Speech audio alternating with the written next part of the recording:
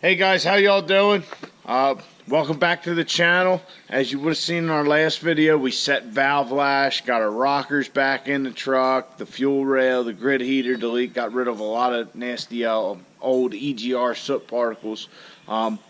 So the next day, I finished the installed the injector lines, the rocker box, connected the rockers, so on and so forth. I didn't really make an intro for that video, and I'm just now putting it together, realizing I didn't do that because I was going to make it part of the valve lash video, but it just got to be too long. So, without further ado, here's finishing up the top end of the motor after doing injectors, valves, valve springs, push rods, resetting your rockers and valve lash. So here's the rest of that. Enjoy.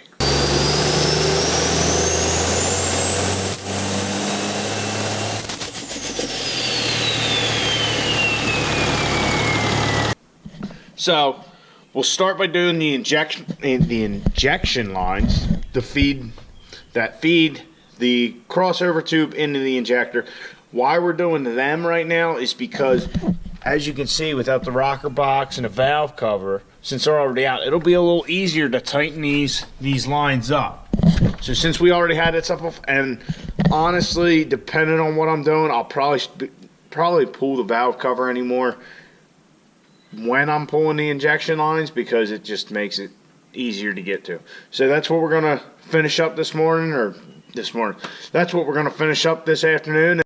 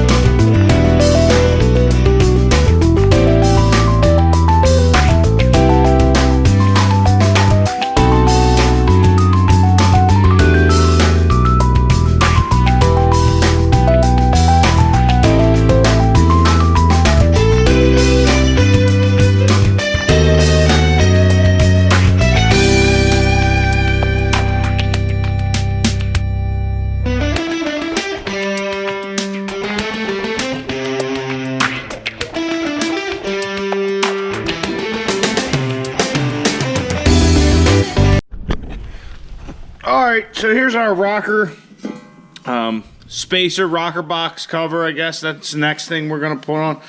On the bottom of this, there's a slot for this little gasket. Ours stayed on top of the head.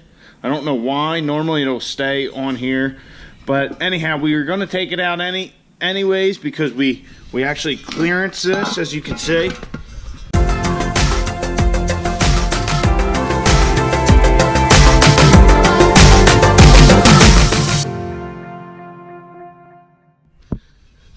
So here's what a rocker box cover looks like now. I'll show you in there. That's for the head studs. Since they stick up a little further than the head bolts, now we have clearance. So we'll put this in there and go to town.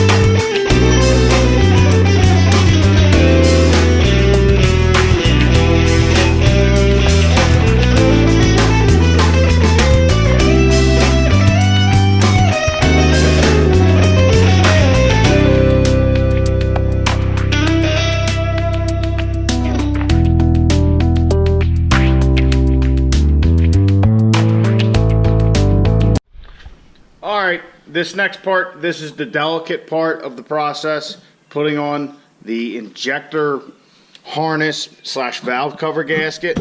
It's all one piece, but when we're tightening these down, I forget what the torque is. It's some insanely low inch pounds, but basically you just want them a little snug. If you wring one of these off, you just bought an injector. So be careful, take your time.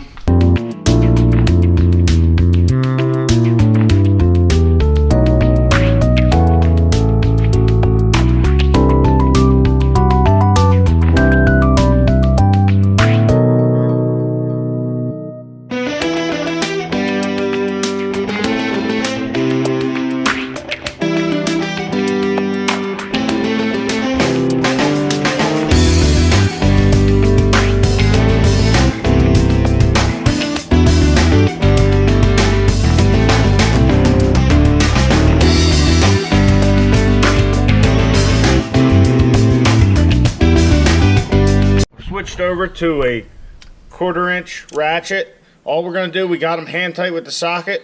We're just going to go like another 1/8 of a turn.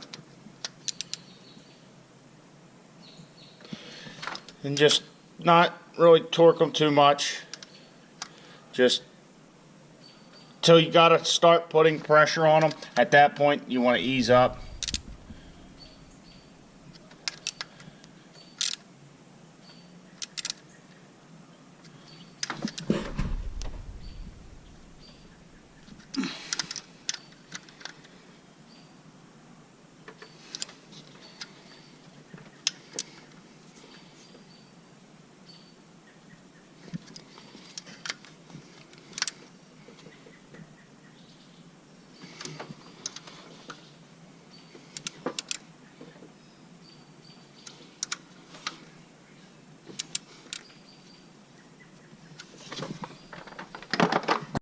Alright, here I have an inch-pound torque wrench just so you can see how tight these should be. Alright, so 11 inch-pounds is all the torque that's needed. So right there we're at 10. That's 20 right there. So we're more than tight enough. Like I said, just snug. It's an electrical connection. It's not really holding anything. It's just, you just want to make sure they don't rattle off, but be very careful when you're doing that. It could make a project you're about ready to start up become a bad day.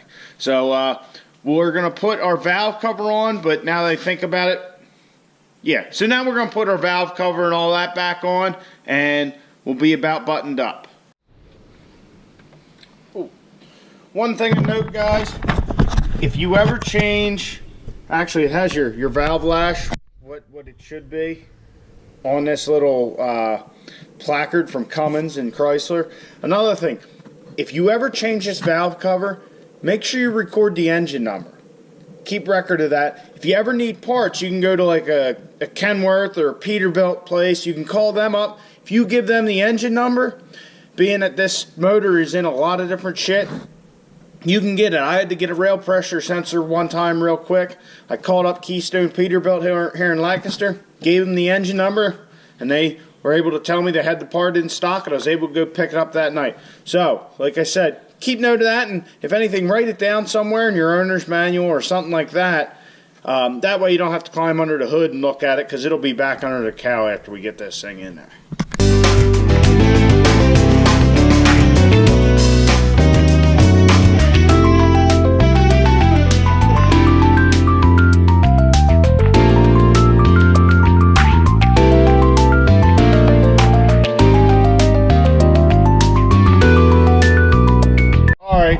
So this is the crankcase ventilation filter.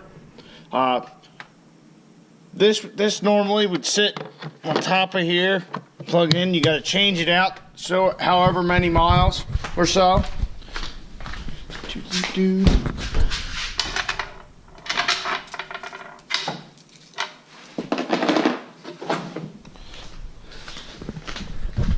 And then this plastic cover.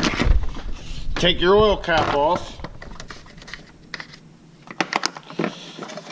This plastic cover would go on like so. And then this line run down in front of your turbo to keep like a vacuum on there. Well, since we're not going to have that going to our turbo, because you see what that does, just makes it a mess. I'm actually going to gut this filter out, and I'll break it apart here, clean all this media out, and put it there, and we're going to put a filter on top of this. So for right now, I'm just going to set this on top of here, keep any dirt and debris out of there so we continue forward until I get this CCV all cleaned out. So, for the most part, the top end of the motor's back together mechanically. Fuel-wise, we still have our dual CP3 setup to put in and all that kind of stuff. So, next, I got a couple parts that are supposed to be here. I think tomorrow the one's supposed to be here. Anyway, doesn't matter. We're going to start taking the front end of our front clip here. We're going to take the grill off. We're going to drop the bumper out, pull the intercooler because we got this big gnarly Mishimoto one for it. So we're going to do that. And I actually have something, and that's a part that's supposed to be here. Something kind of trick that we're going to do that I don't know if many people with 4th gens doing. We got a part for the truck, but it's not for the truck, but it's for the truck. So anyway, you'll have to catch that video to find out what it is. It should be pretty unique. Like I said, I don't know of many guys with the 4th gens who have done it. So that's another night in the garage, or another day in the garage, another couple days in the garage, whatever. But I'll catch you guys in the next video, and stay tuned. Hopefully we can get this thing to the track shortly, even though it seems like I got a ton more to do and I keep adding stuff. So catch you guys in the next one.